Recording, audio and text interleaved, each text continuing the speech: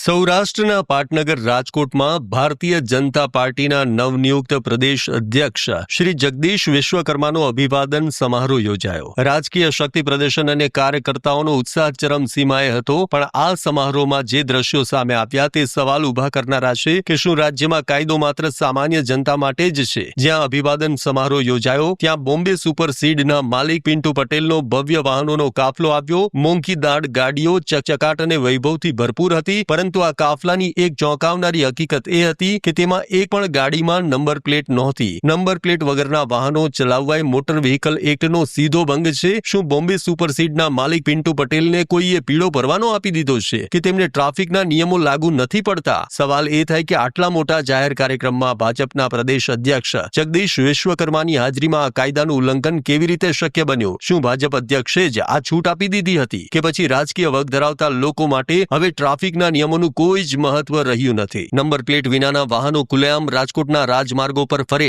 Police કે traffic તંત્ર મૂક પ્રેક્ષક બની રહે, તે શું સૂચવે છે? શું કાયદાનું પાલન કરવાની જવાબદારી નિભાવતા તંત્રની આંખો પર રાજકીય પટ્ટી બાંધી દેવામાં આવી છે? જો સામાન્ય માણસની ગાડીમાં નંબર પ્લેટ ન હોય તો 1 મિનિટમાં દંડ થઈ જાય, તો પછી આ વીવીઆઈપી કાફલાને કોના ઇશારે છાવરવામાં આવ્યો? જો આ રીતે નંબર પ્લેટ વિનાની ગાડીઓ ચલાવવાની છૂટ હોય તો ભવિષ્યમાં કોઈ પણ વ્યક્તિ નવી ગાડી લે તો તેમાં બોમ્બે સુપર જેવું કંઈક લખી નાખશે તો ચાલશે? શું હવે ગાડીઓની ઓળખ માટે સરકારી રજિસ્ટ્રેશનને બદલે કંપનીનું કે વ્યક્તિનું નામ જ પૂરતું છે? આ ઘટના સ્પષ્ટપણે દર્શાવે છે કે સત્તા અને સંપત્તિના જોરે કાયદાને કેવી રીતે અવગણવામાં આવે છે. રાજકોટનું તંત્ર આ ઘટના અંગે શું કાર્યવાહી કરશે? શું કાયદાનું ઉલ્લંઘન કરનારા વાહન માલિકો સામે કોઈ દંડ કે પગલાં લેવાશે કે પછી આ સમગ્ર મામલો રાજકીય દબાણ હેઠળ દબાવી દેવામાં આવશે? આ સવાલ રાજકોટની જનતા પૂછી રહી છે, અને આ સવાલ કાયદાનું શાસન સ્થાપિત કરવાની જવાબદારી ધરાવતા તંત્ર સામે પણ છે. ત્યારે તંત્રએ જવાબ આપવો જોઈએ કે શું નિયમો માત્ર આમ આદમી માટે જ છે?